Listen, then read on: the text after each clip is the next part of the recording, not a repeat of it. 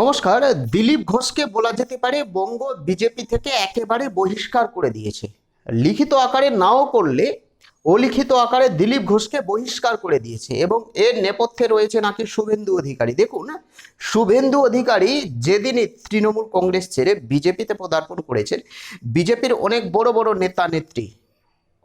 বড় নেতা নেত্রী জয়প্রকাশ মজুমদার থেকে শুরু করে বাবুল সুপ্রিয়, যারা আমাদের বাংলায় বিজেপির পদ্ম ফুটিয়েছিল 2 থেকে 18, অর্থাৎ প্রথমে 2টি আসন লোকসভা নির্বাচনে, তারপরে 18টি আসন 2021 সালে, তারপরে 18 থেকে 12। তো যাই হোক, যাদের নেতৃত্বে এবং যাদের পরিশ্রমে বিজেপির পদ্ম ফুটেছিল বাংলায়, তারা কিন্তু আজকে তৃণমূল কংগ্রেসে যোগদান করেছে। শুভেন্দু অধিকারী বিজেপিতে আসার পরে এবং বিজেপির মধ্যে একটা গোষ্ঠীকন্দল শুরু হয়েছে। একমাত্র শুভেন্দু অধিকারী আসার পর অনেক রাজনৈতিক বিশ্লেষকরা বলছে, আমি বলছি না, অনেক ভোটাররা কমেন্ট করে জানাচ্ছে, এটা আমি বলছি না বা আমার চ্যানেল বলছে না, কিন্তু শুভেন্দু অধিকারী একমাত্র লড়াকু নেতা, আমাদের রাজ্যে একমাত্র লড়াকু নেতা যদি হয়, তৃণমূল কংগ্রেসের সঙ্গে যদি ফাইট করতে পারে, মুখোমুখি হোক বা আইনতই হোক, একমাত্র হচ্ছে শুভেন্দু অধিকারী ফাইট করতে পারে। কারণ তলাট থেকে মলাট পর্যন্ত তিনি ভালোভাবেই জানেন যে তৃণমূল কংগ্রেস কোথায় কি করছে। তো আমি সেই বিষয়ে যাচ্ছি না। দিলীপ ঘোষের সঙ্গে এই মুহূর্তে শুভেন্দু অধিকারীর একটা গোষ্ঠীকন্দল, একটা মানসিক দ্বন্দ্ব চলছে, মানসিক দ্বন্দ্ব বলা যেতে পারে। যেখানে শুভেন্দু অধিকারী থাকে সেখানে দিলীপ ঘোষ যায় না, কিন্তু এই মুহূর্তে আমরা যেটা পারলাম, অলিখিত আকারে নিশ্চুপভাবে দিলীপ ঘোষকে একেবারে বহিষ্কার করে ফেলেছে। আমাদের রাজ্যে বিজেপির পক্ষ থেকে কোনো মিটিং মিছিল হলে, প্রকাশ্যে কোনো মিটিং মিছিল হলে দিলীপ ঘোষকে ডাকা হয় না, বা দিলীপ ঘোষের যারা অনুগামী রয়েছে, তাদের যে সঙ্গসাথী রয়েছে, তাদেরকেও ডাকা হচ্ছে না। একেবারে ভেতরের গল্প বলছি। উদাহরণস্বরূপ, নেতাজি ইন্ডোর স্টেডিয়ামে অমিত শাহ গতকালকে এসেছিলেন এবং গতকালকে আমাদের রাজ্যে বুঝতে পারছেন একটি অনুষ্ঠান গেছে, আমি সেই বিষয়ে যাচ্ছি না, অর্থাৎ জামাই ষষ্ঠী। সাংগঠনিক একটা মিটিং ছিল, সাংগঠনিক একটা সভা ছিল যে 2026 বিধানসভা নির্বাচনে কিভাবে এগিয়ে যেতে হবে, দলকে কিভাবে কাজ করতে হবে আগামী দিনে।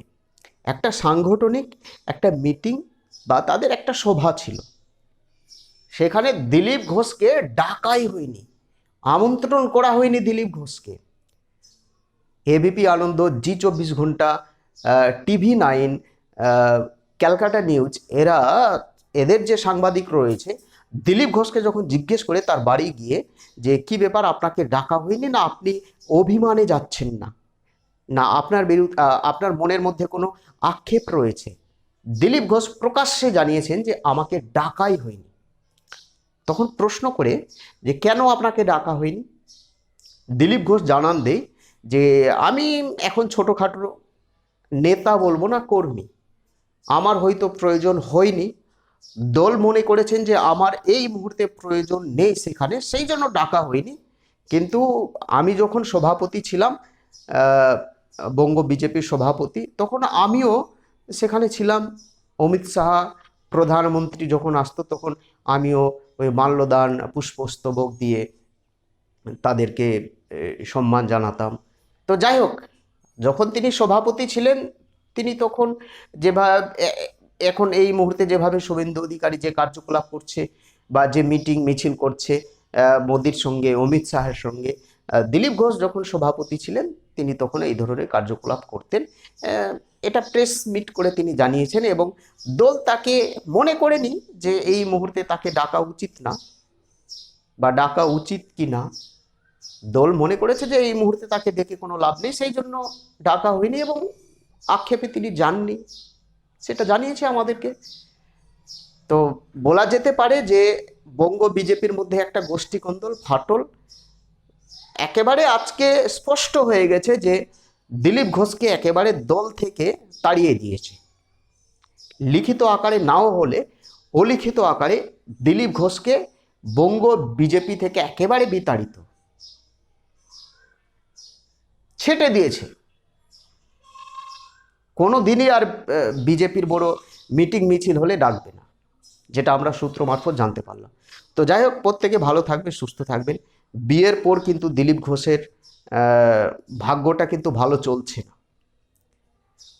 দিলীপ ঘোষ যদি দীঘাতে না যেতেন এবং মুখ্যমন্ত্রীর সঙ্গে বসে যদি সাক্ষাৎ না করতেন, তাহলে কিন্তু দিলীপ ঘোষ আজ দিলীপ ঘোষের মতোই থাকতো, সভাপতি থাকতো, বঙ্গ বিজেপি সভাপতি পদে আসীন থাকতো।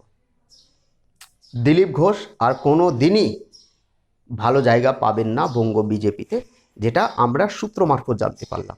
অনেক কর্মীরা তাকে পছন্দ করছে না, সে আরএসএস করছে সেটা অন্য বিষয়, আরএসএস এর মিটিং মিছিলে যেতে পারবে, কিন্তু বিজেপির কোনো মিটিং মিছিলে দিলীপ ঘোষ আর যেতে পারবে না বা তাকে ডাকা হবে না, যেটা আমরা গুপ্তভাবে জানতে পারলাম। প্রত্যেকে ভালো থাকবেন, সুস্থ থাকবেন। কিছু বলার থাকলে কমেন্ট করে জানাবেন।